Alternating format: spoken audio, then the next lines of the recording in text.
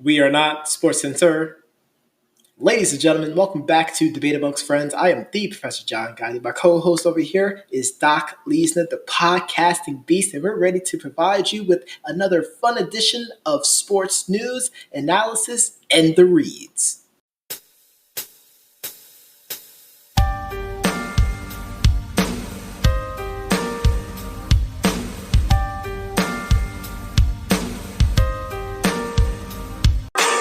That's right, folks. We are locked up,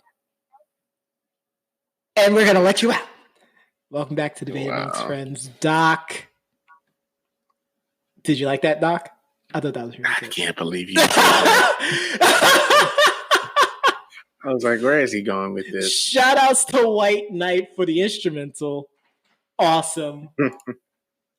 That's so ridiculous. The Corona mania is still running wild all over us, brother. But we have some agreements. We got dollar bills. We got extensions. We got new things. We got things that we like, things that we don't like. And folks, if you don't know, I'm talking about the NFL and the NFLPA just agreed to a brand new collective bargaining agreement, or CBA. And I want to put CBA out there because we're going to start referring as CBA going forward, but collective bargaining agreement is CBA. Doc? I'm just happy that we broke the monotonous no sports reruns. We're going to play and do things with empty stadiums and empty arenas. We're going to, oh my God, don't go around 200 people. Don't go around 150 people. Don't go around 100 people. Don't go around 50 people now. Now just stay home, and listen to Debate Amongst Friends. Honestly, you got 30 episodes. You can listen to all episodes this season, and it'll be all good. But yes, the CBA was approved. Gave us something to read about and look forward to after we get through all this foolishness. Tomfoolery. I like tomfoolery. And if you really like tomfoolery, Doc, then for those out there, they should know that Debate Amongst Friends, we're the cream of the crop. You're the cream of the crop, my friend. Let's keep you going. Start that with me. Oh my gosh, that's my line. That's my line. That's my line. Come on. Shout out to the Jamie. NFLPA. Oh man, he should be healthy by now, hopefully. I'm happy that the NFL and the NFLPA were able to get this done. The players could agree to these items, which I think some of these items are really awesome. And if you go back about 2 or 3 weeks ago, we did cover some of the things that was going to be embodied in this new CBA. I know I showed great, appreciation and really great expectation for really those practice squatters. Even I don't know why I was so happy about the practice squad players getting paid, but just for them to be able to get eligibility to have that tuition assistance, the 401k program, get a small little raise. I thought that was pretty awesome as one of the bright spots to me, making sure that even if they're not getting those millions of dollars and they never make it into an actual NFL game, they're still getting paid. They're still growing them personally and professionally. And I think the NFL is, I tip my cap to the NFL for that. Same here, actually. And I didn't understand why you were so passionate until we had a chance to talk about No idea. Podcast. And I really had to try to absorb it because I really had more of a wait and see mentality with that proposal a few weeks ago. But now that we had a chance to read throughout, and we're going to go through it all, folks, so don't worry. Now we had a chance to read everything that's going into it and be able to digest it. I can understand Doc's excitement. And I'm alongside with it, though. There's, not just with the practice squad, but some of the other things that they've been doing as well, too, as far as contracts.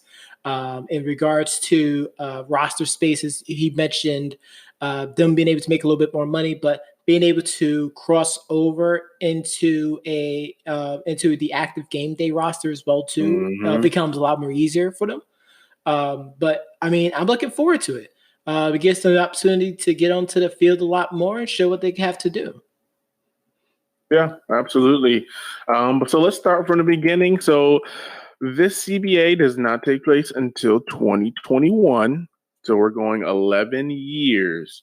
We're going to go 11 years with this CBA, which is awesome. It gives us an opportunity to hopefully have football this season. Yes. That's And a one thing big that I hopefully. said even before we started, and I hate to cut you off, Doc, but the It's all 11 good. years I mentioned, and it sounds pretty smart, I guess. Hopefully, I'm right about this, but I basically said that the 11th year is a placeholder to make sure that there won't be a lockout season.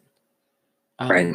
So the 11th year is essentially that contract year, for those that understand sports acumen, where players need to show out in order to get like a big contract for the next season. Whereas this 11th year is that essential contract year, and I believe that's going to be the year that they're really going to be doing more aggressive negotiation.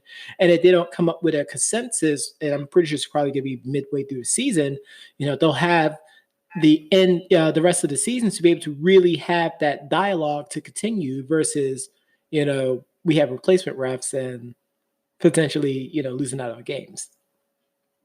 Absolutely. And I like the idea of a wait and see, like you mentioned earlier about what they were going to do.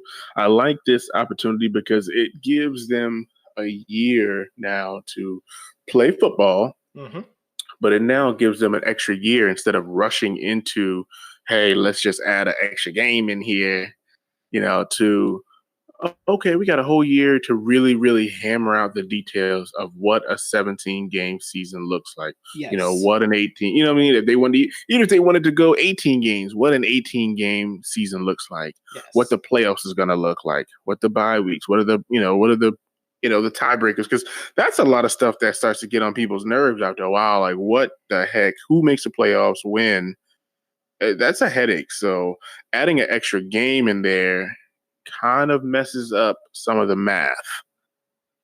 So I'm looking forward to seeing how they structure that. And that's going to be done between the seasons of 2021 through 2023. Yes. So at that time, playoff teams would increase from 12 to 14 with a different structured wild card game, different structured divisional, so on and so forth. With that, of course, that 17 regular season games. Yes. And of course, the 17 games will also include an extra bye week for teams, and it also will take away the fourth preseason game. And that's what I was about to say, Nate, that fourth preseason game will go, which most of us, I mean, if we're being honest, I mean, the fourth preseason game, I mean, typically it's an opportunity for you to see, I guess that last group of guys, like who's going to make the team. So I guess that may become the third preseason game, which kind of stinks, but being that they're kind of increasing the amount of people on the practice squad might help out a little bit. But also expanding, which is the next part, 3 to 55 also helps with that loss of a preseason game, because you're thinking about those guys that you have in a bubble. So now not only are you adding 2 players extra to the practice squad, but you're also adding 2 extra players to the regular season roster. So that's 4 players that you would be adding to the team, which that last preseason game would give you those bubble guys, those guys that you're like, oh, I might cut this person, I might not cut this person. Let me think about it. You kind of be moving them around. Absolutely. And the one thing that's really, really interesting that I noticed is there's a part here, the game day roster will again increase from 46 to 48, but the minimum of 8 players being offensive linemen. Now, I have seen teams, I don't know how they do this, but a lot of teams carry about 7. So that's also an increase. So it seems as though in order to get that 48 players, you have to actually have 8 offensive linemen. If you don't have 8 offensive linemen, you only be allowed 47 on the game day roster, which is pretty interesting. Yes. So the penalty is pretty great. Well, and you know why they want you to add? They want teams to add another 2 offensive linemen. This is to protect the quarterback. Of course. But it also makes sense because it's like with an offensive lineman, you could technically declare somebody an offensive lineman, but they play defensive line. You understand? So it kind of would make sense. Like somebody like Vita Vea. I mean, you could be like, hey man, Vita Vea is a beast. He can play offensive line. He can play fullback. He's our extra lineman. You know what I mean? But I'm sure there are going to be some people that kind of work around that. And that might be good because what will happen is we might get some more utility players like they have in college where it's like, you have guys, who are, big, but, maybe they might play offensive line, but you might be able to bring them in as a tight end. Yep. Or you might be able to bring them in as a defensive end. You might be able to bring them in as a defensive tackle. I mean, fullback, utility, kind of like how the Saints run, what's his name up there? The quarterback, Taysom Hill. I mean, he could do it all, and we're gonna come back to Taysom Hill. We're gonna come back to Taysom Hill. Yeah. But I think the other major part here, of course, the money. It's always about the money. My practice squatters, which I guess that's my thing now. The current CBA is paying them $8,000 per week. By 2022, it's supposed to raise to $11,500 per week, which is awesome. And I mentioned the 401k and the tuition assistance. But tell us about the salaries for the regular players. It's a lot of percentages and the minimum deals are going up. I mean, what in the blue moon? And I'm going to try to simplify it for everyone out there. Because, I mean, if you want to get more information, check out thebetabunksfriends.com. Check out the news under there.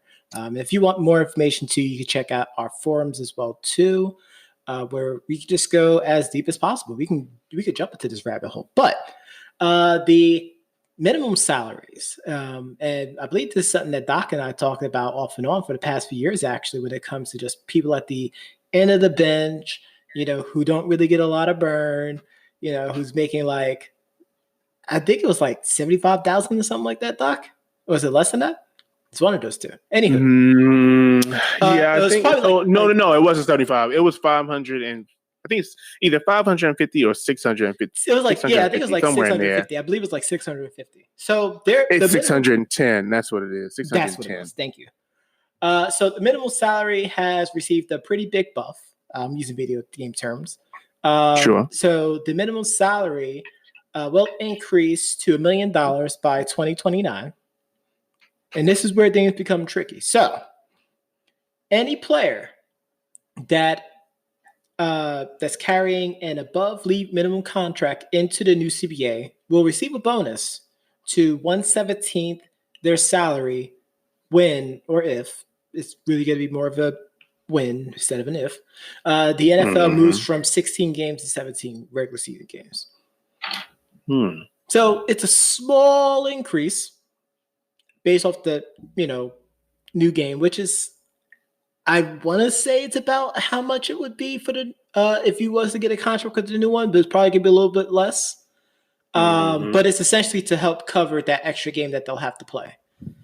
And the other thing that I didn't say, now we're talking about the money aspect of things, that they give the money, that piece for the practice squad. Practice squad unite, yay. The international games. And I didn't mention this, Doc, but I'll say it right now. I'll get your raw reaction. But any team that plays more than one international game, because from 2020 to 2025, no more than 10 international games will be played per season. But any team that plays more than one, whether it's in London, whether it's in Mexico, in a season, will pay their players an extra $5,000 stipend for each additional game. Wow. Which I think is well worth it. Yeah. I mean, so here's the thing about it. And I mean, I guess that's something that's going to be talked about down the line because theoretically, we really have no clue how long this coronavirus is going to go. Like, we have no idea. Hopefully, it ends next week. I mean, I'll be honest with you. Like, I hope it ends the same way it entered. I mean, I don't know about you, Doc, but I mean, my favorite bakery is called Zen Zero, and I mean, they got this cowboy waffle. You had it before. You had the cowboy waffle. I have. It's absolutely scrumptious, and I wish I could maybe just go there whenever I want. But if you're out here in the Dallas area, you want to try some really good bakery items or some fusion breakfast, check out Zen Zero out there in Capel, Texas. Fantastic. Insert plug. No, that's all right. I mean, hopefully next week you'll be able to go there and they not be closed. That's the hope. Yes. But the thing about the international games, I think that's something that's going to have to be monitored because even in Mexico, even without the coronavirus, I mean, the quality of things going on in Mexico wasn't always there. So 5,000 might not even be enough, but I think it's a good start, I guess. I think for what it is, I'm okay with it. I feel like adding more will entice players to want to play more international games because like $5,000 is good, but then I feel like if you add more, they become greedy. True. Which is why 5,000 is fine with me because they're already making more money. They don't need to try to make more money on top of that. True. And that's me thinking about it from an owner's perspective, not a player's perspective, of course. Of course. But other than that, I mean, of course, the big thing, one of the bigger things, violations of the substance abuse policy no longer will result in player suspension. Huge, I'm sure. There are players that are just rejoicing at the moment. Flash. Oh, yes. Universe. And if y'all don't get the reference, we're talking about Josh Gordon. Somewhere Ricky Williams is like, I'm coming back. He ain't coming back. Ricky, just stay home, man. Just stay home, bro. It's not Ricky's worth it. coming back, you know. Ricky! Oh no, I just had a really bad vision. I'll tell you this off the podcast. That's fine. But yes, the substance abuse policy will no longer result in player suspension. I think that's good because it does get a little overboard, especially if players are doing it anyway. And you're testing, I don't know, when somebody has a great game, because that's what happens at the NBA. People get tested when they have good games or when they're doing something, that's weird, but it's like, if you're playing in the game and you're using it for medical purposes, which some players do, yes, I mean, let them do it because they're trying to get their bodies right, their minds right to play this violent game. Now, I say that to say, of course, people out there, as we tell you to drink responsibly, we're going to tell you not to use substances unless it's from a medically trained doctor. Don't just go out there getting any old thing. Study up on it. Don't just believe your mother, brother, sister's cousin about it. Read about it for yourself because I don't want you tripping out there. Just like these players, we don't want them tripping out there either. What I'm saying? We already have issues of them trying to go up into the stands. We really don't need Miles in the Palace. NFL standard. We do not. We already had to deal with Helmetgate last year. We really don't need. They don't need anything worse than that. We don't need that. And then NFL teams can still use the franchise tag. I think they've created this new transition tag, which is kind of I like it because it's not as expensive. So it's like instead of giving the player, the full amount of the franchise tag, it kind of gives them a little bit less. So instead of like 10 to 12 $12 million, it's like $7 to $8 million. Mhm. You know what I mean? So it kind of brings it down a little bit. And the last thing is that the pensions Yes. have been, I think it's reduced to occur after 3 seasons rather than 4. I think that was the only other thing that I saw here. But I mean, I'm excited about this new deal. I'm hoping that they get a chance to go over the new rules. I don't think they really cover that in You here, forgot but to I'm talk looking about the forward to them going holdouts over too. the holdouts. Yes, increased fines for holdouts and players who leave training camp without permission. And players under contract who fail to report to camp on time or leaves the team for more than 5 days without permission will no longer be eligible to earn an accrued season for that year. So they will not get a full season paycheck going forward. Which I can understand. I can understand that. I think these holdouts always have been pretty tricky, and they probably had to make that a thing. Yes. I think that'll be interesting to see, but I don't think there'll be more holdouts. I mean, I think even if you get franchised or transition tagged at this point, you're still making a good amount of money. A very good amount of money. I mean, you can check out our Facebook page actually, and we actually put that breakdown in there because we're not going to go over it here. So check it out, facebook.com/debate amongst friends. Absolutely. Anything else about the CBA, sir, that caught your eye? Other than those holdouts, which I think it's, making a lot of players more honest on, them just choosing to take that risk when it comes to their money. I mean, right. I think it's just going to be interesting to see how things move forward with some of the things that are still pending, especially as they try to transition from 16 games to 17 or maybe even 18 games, and how that's going to impact end of the season. We know there's many divisions that tend to have week 17 being the championship game for the division. NFC North, NFC East for the most part. So it's going to be interesting to see how they handle those type of tiebreakers going forward as well too. So I mean, I'm going to be interested in seeing it, and we'll learn more. And as we learn more, folks, we'll make sure to tell you as well. So the one thing I think that would be interesting is if players who are unhappy with their contracts start to employ the NBA players method of, rest management. You know what I mean? A little managing of the time.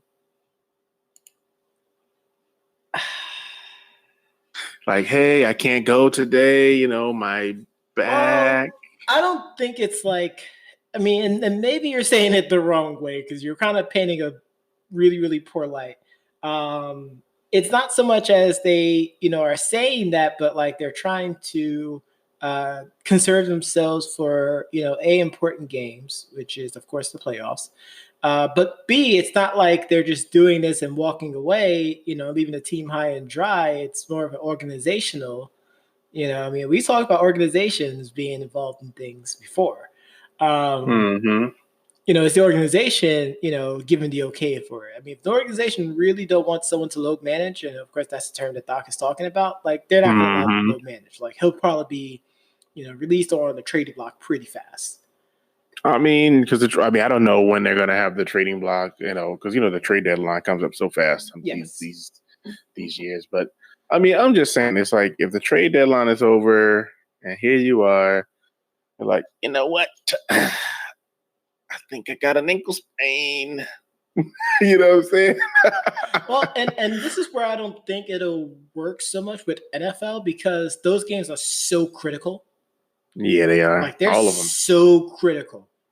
all one game could be the difference, and we saw that this past playoff. One game could be the difference between you either being the number 1 seed or the number 5 seed. Mm-hmm. Yeah, definitely tight this season, and we got a great Super Bowl for it. the giant killer Miami Dolphins did that, ruined the Patriots' chances.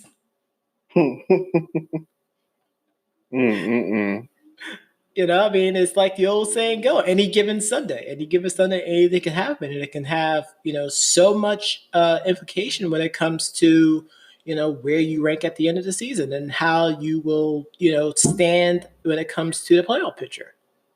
So, I mean, True. maybe it could happen. Maybe, they might rest people once the game look like it's, out of reach for the opposing team. But I mean, now we have an issue of stamina at that point because you're not playing a full game. So I mean, it's a lot. It's a lot of, and it's not even analytics. It's more of like touch and go when it comes to load management. That's why I want to make sure. That's why I want to make sure that the folks out there isn't taking what Doc's saying and like, man, load management stinks. No, he's trying to say if there's a possibility for load management, should a player go for it. I just think that load management is such an NBA term that this is something that we would be hearing right now. If NBA was going on, we would be talking about load management. And I just figured I wanted to throw it out there because people are talking about load management with particular players, but then if another player does it, and you know exactly who I'm talking about, if another player does it, we ain't gonna hear a word. Stop it, folks. He's been carrying these teams. He deserves a break. Nobody else deserves a break. Bull crap. Yeah. But that is the CBA that has been proposed and accepted. Looking forward to getting back to normalcy. I'm glad free agency starts this week. Thank God we got something to look forward to. But we will be right back after this quick break. You're listening to Debate Amongst Friends on Anchor FM. Anchor FM is a free and easy-to-use platform where you can record, edit, and post your show right from your phone or computer, and it will be automatically distributed to platforms such as Apple and Google Podcasts. As seasoned podcast personalities, we found Anchor FM to be user-friendly and resourceful, allowing us to create great shows and sound bites on the go. Last but not least, Anchor FM gives you an opportunity to monetize your podcast as they link you with potential sponsors, and you can potentially start making money by recording advertisements just like this. Kickstart your podcasting journey today with Anchor FM by visiting their website at www.anchor.fm, and we look forward to hearing your podcast.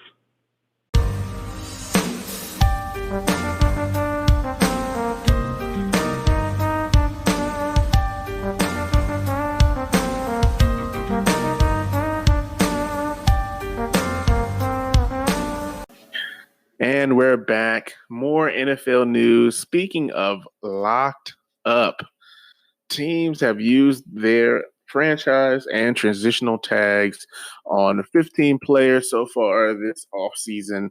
Yes, we're only in the second day of the legal tampering period where news is breaking left and right, but some teams did not waste any time locking their players up.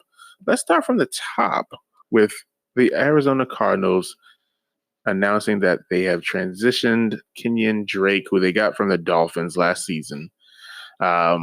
Obviously, we know other things have happened, and we're going to talk about that next week on our free agent show. So make sure you tune in, ladies and gentlemen. Other things have happened.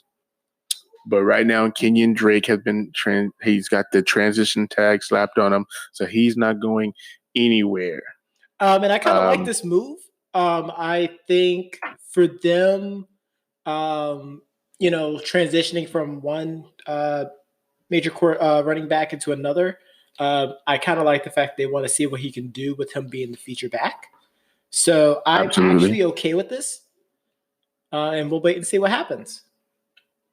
And the transition tag, and I mentioned this earlier, the transition tag, instead of the franchise tag, which the franchise tags for running backs would be between $10.2 to $10.4 million. Kenyon Drake for 2020 would get $8 million, pretty much $8.5 million. Yes. So he would just kind of continue on with the contract that he had, which is interesting, but obviously he's going to want to make more money. Of course. And depending on how Second, they do, this upcoming season, if we actually play this upcoming season, which he can right, transition to a much more larger paycheck. which also knowing what we know, which I can't wait to talk about next week because I think that's going to be awesome. Knowing what we know, they should be better this season. Absolutely. They should be. But moving on here, we have the Baltimore Ravens who slapped the franchise tag on Matthew Judon. The linebacker franchise tag figures show between 15.7 million and 16.1 million.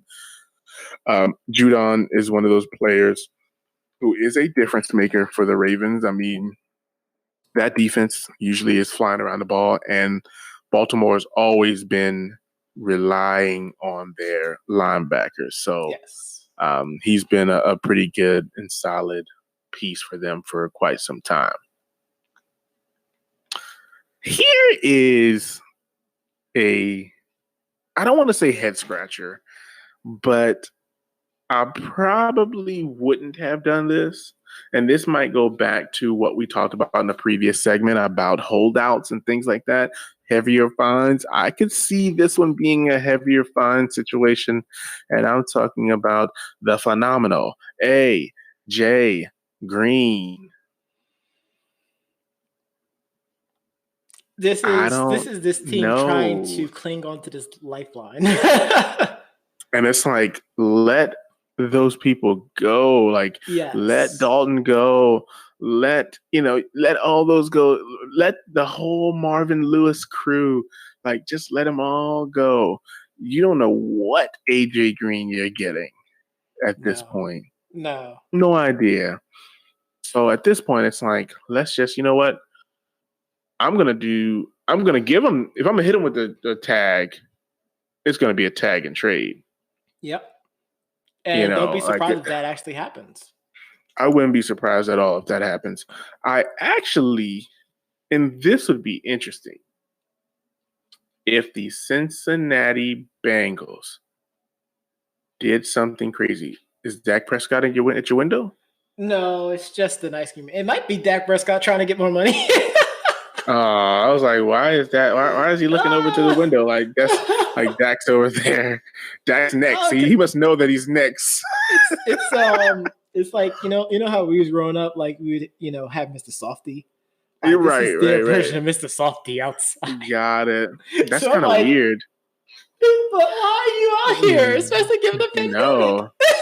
Yeah, that's so. You know what? That's so funny. I saw a food truck outside too. I was like, no. I had a food truck out here last week. Actually, it was actually right before things really started to amp. In fact, really got crazy right before the Rudy Gobert issue. Oh my God, what an idiot! But I was saying, AJ Green. Wow, I wouldn't be surprised, and you let me know how crazy this would be. Okay, if the Cincinnati Bengals, the Bengals of Cincinnati, traded AJ Green to the Panthers for Cam Newton so that they can get Joe, the future Burrow, up to speed and don't have to throw him into the Wolves. It'd be interesting to see if it'll work for a 1-for-1 trade. I don't think it will.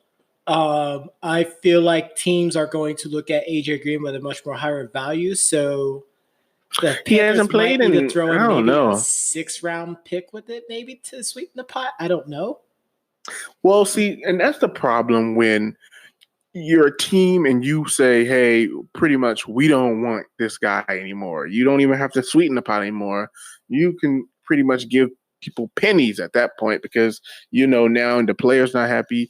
We know that you want to get rid of him, so now we can devalue the trade. And we can give you anything we want. If anything, the Bengals might ask for an extra pick from the Panthers. That's just what I said. Take. Oh, I thought you were talking about the opposite. No, definitely the way I originally said. So the Bengals, I could agree with that. So the Bengals may ask for a little bit more, not so much to sweeten the pot, but just because it seems like the Panthers are desperate. But that's just an idea. To me, Joe Burrow is a great quarterback. Don't get me wrong. For college quarterback. We have no idea how he's going to be once he hits Cincinnati. But I thought we were moving on to Cincinnati. We are always moving on to Cincinnati. But I really just don't know if he'll come in ready, especially with everything going on. So you might want a veteran just for that time being. So now that Dak's outside giving you ice cream out there. No, not giving me ice cream. We have Dak Prescott getting the tag, $26.6 to $27.2 million, which is still a good amount of money. You're shaking your head no. That people can't see you, but you're shaking your head no. Why are you shaking your head no? I feel like this is going to turn into, and the media already talked about the Cowboys way too much. Mm-hmm. This is going to turn into a circus. Do you think that? Oh, yeah. I mean, that's more money than I think that he would have gotten in an extension, personally. I think he would have been in that 24 million, 25 maybe. So this is quite literally, hey, let's see what you got, kid, because we're not going to pay you until we see what you can do with this new head coach. That's exactly what this is saying. Which I can understand, and I respect that, and until you just said it, I actually forgot that the Cowboys got a new head coach. Mm-hmm. And to be honest with you, at this very moment, I can't even remember who it is. I can't even lie to you. Like that's how frequent I hear about the Cowboys. Like, oh, Mike McCarthy. Thank you. I was like, I really was like, to say the name. Who the heck did they hire? Like, I forgot about all those hires. The only person I remember is Riverboat Ron because he left Carolina. But I don't know. Riverboat I can understand why you. He really did, and I wouldn't be surprised if he brings in Cam. We talked about that. We did. So next we have the Denver Broncos. They have franchised their safety Justin Simmons. Safeties figures $11.4 million to $11.6, a little on the lower end, but yeah, but I still like the move too. Yeah, I mean he's still pretty good. I think he's still relatively young. Right, exactly. One of those. We'll see what you got. But I feel like he's definitely gonna. I think the Broncos are gonna have a much better year. I hope so. And people don't talk about their quarterback situation that much, which they have a young quarterback core. Obviously they drafted a young guy last season, but I wouldn't be surprised if they took a shot at a veteran just to give them, just a veteran presence, not Flacco. Anybody else? Maybe the Red Rocket. Maybe that'll be helpful to revitalize his career. Maybe they trade for Derek Carr is going to be available. Derek Carr will be available. And he might actually be cheap given the injury history too. Very true. So this next one was pretty... It's like one of the first ones out there. It was actually pretty controversial because I know he was saying that he did not want to be franchise tags, and that is Yannick Ngakoue. Hopefully I said that right. I think he did. Ngakoue. I'm reading the pronunciation right here, and I'm hoping that it's right. But the defensive end did not want to be franchise tags, and I believe he was one of the first franchise tags. And again, $17.7 million to $18.1 million. It's a pretty solid amount of money. Obviously, he probably could make more and get that more guaranteed, because I think that's the thing that these guys aren't getting, the guarantees. And that's pretty much and that's essentially what all these players are looking for when it comes to new contracts or extensions. They want to find out what's the guarantee versus just how much is the overall contract, which is kind of what's happening with Dak. He wants, the highest guaranteed out of all the quarterbacks instead of just the highest contract with a lower guarantee. I feel like this was a troll move by the Jaguars, honestly. Like, oh, you don't want to be franchise tag? Franchise.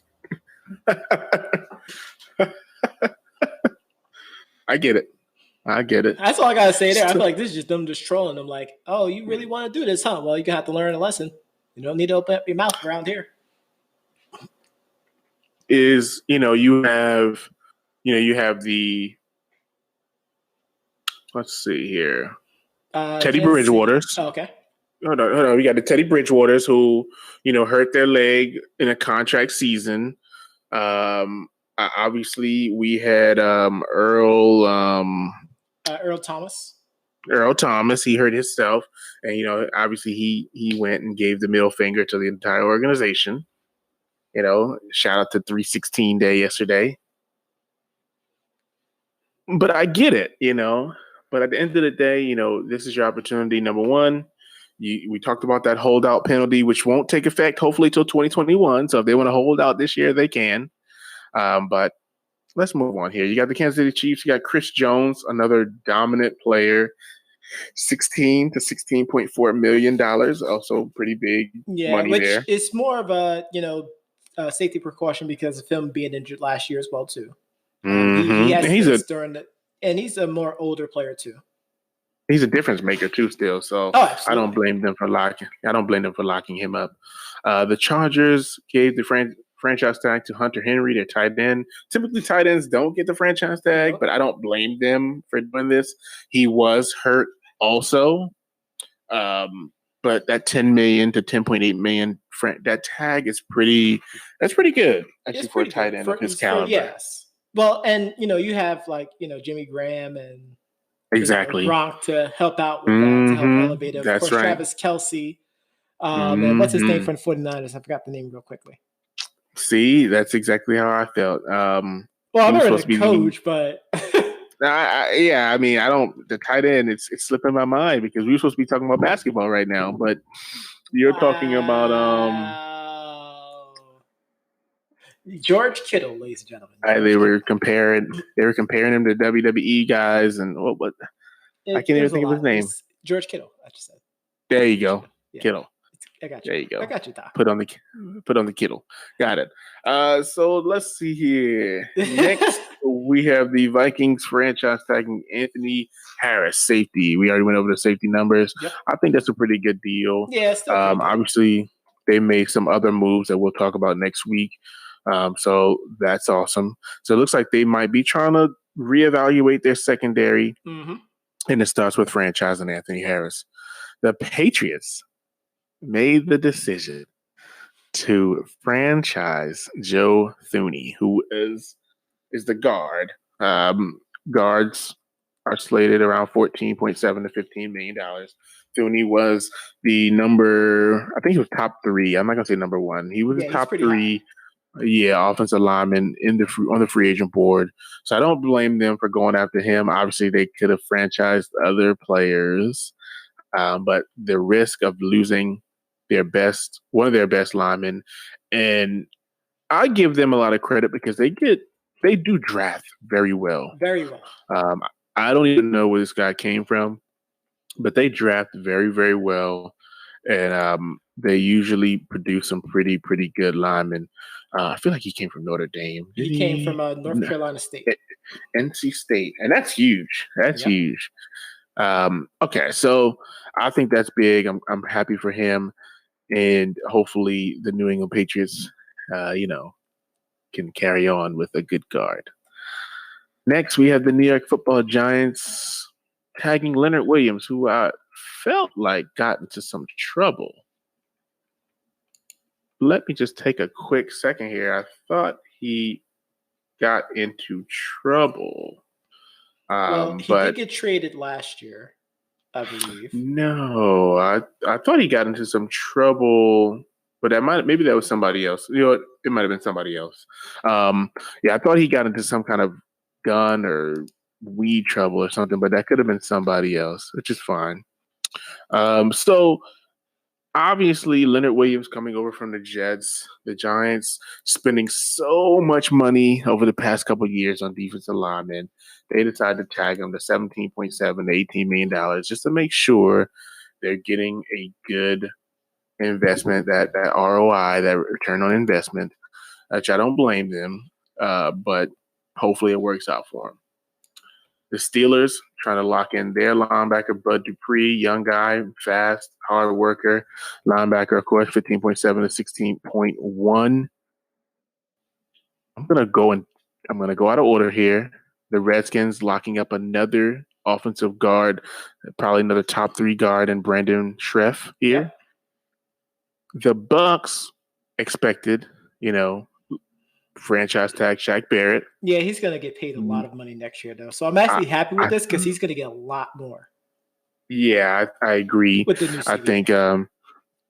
I think he'll probably get about $4 to $5 million more, and so he's probably going to luck out in this one. Yes. The one that shocked the nation, not really, the whole world, not really was shocked. If you look at social media, not really. Social media gets up in arms about everything now.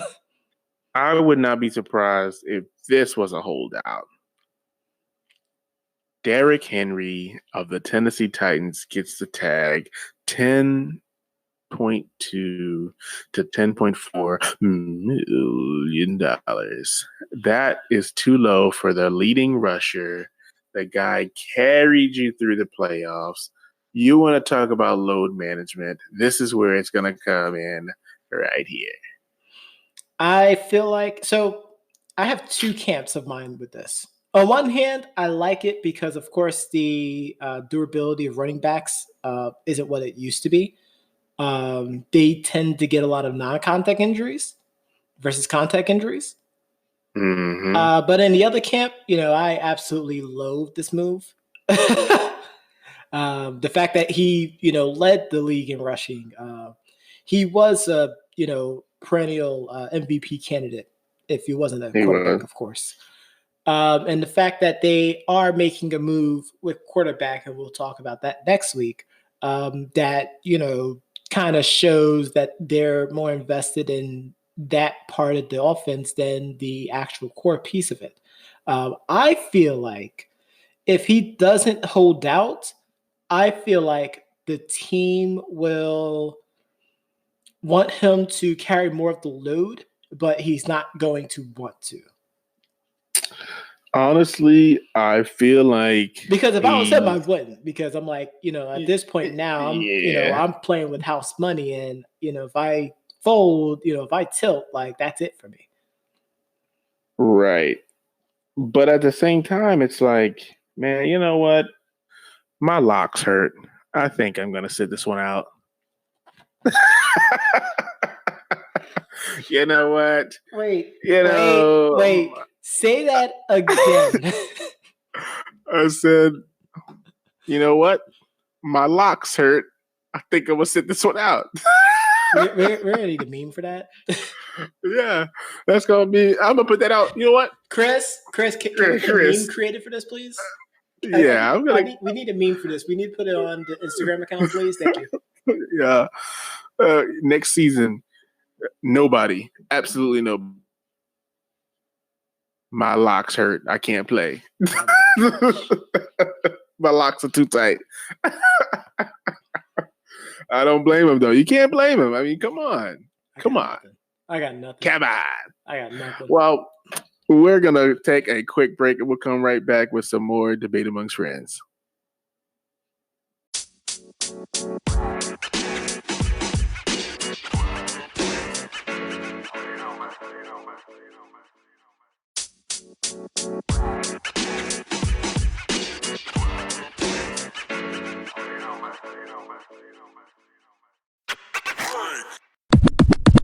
Ladies and gentlemen, at the end of every show, we like to do what's called the 2-minute drill, where we go over articles and news stories that we couldn't cover during the show. Today, we're going to start with the MLB teams have pledged $30 million, $1 million each, to their respective ballpark employees during the coronavirus hiatus. Prof? Kevin Durant was tested positive for coronavirus earlier today. Back to you, Doc. In NFL news, tight end Benjamin Seth Watson has retired from the National Football League. He penned a letter to fans earlier and has bid his adieu. Prof? And Hall of Famer college basketball coach Rick Pitino will be taking his talents to the Metro Athletic Metro Atlantic Athletic Conference, or the MAC, as he agrees to become the new Iona Gales head coach. And finally, we have some somber, sad news here as the former WBC light heavyweight champion Roger Mayweather, trainer to Floyd Mayweather, has passed away at the age of 58. We wish the Mayweather family our condolences. Absolutely. And that is our show for this evening, today, whenever you're listening. Hopefully tune in next week where we're going to go over the free agency, which you would have had kicked off. And we look forward to podcasting and debating next week. Thank you for listening to Debate Amongst Friends. Give us a follow on our social media on Facebook, Twitter, and Instagram. You can also listen to all of our Debate Amongst Friends podcasts here on Anchor, as well as Spotify, Stitcher, Google Podcasts, and iTunes. And like we always say, goodbye, mwah, and to all, a good night. LASG. Peace the ocean. Yay!